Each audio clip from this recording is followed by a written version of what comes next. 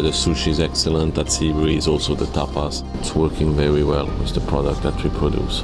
I brought with me a lot of those concepts and ideas. You know, the concept of the sea breeze, for example, on a Friday night or any night for that reason. It's like to have one of the European square where everybody meets, where everybody goes to for a reason or the other. They are the professionals having a coffee but talking about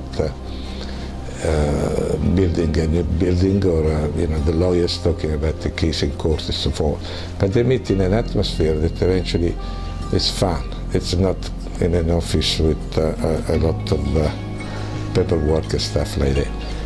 So, at night time it's the same thing. You want to see who is out there. You want to see how these people are dressing up. You want to see where they move, how they behave, and so forth. If it's complementing with the good music and a good service, people flocking around and they're making a difference.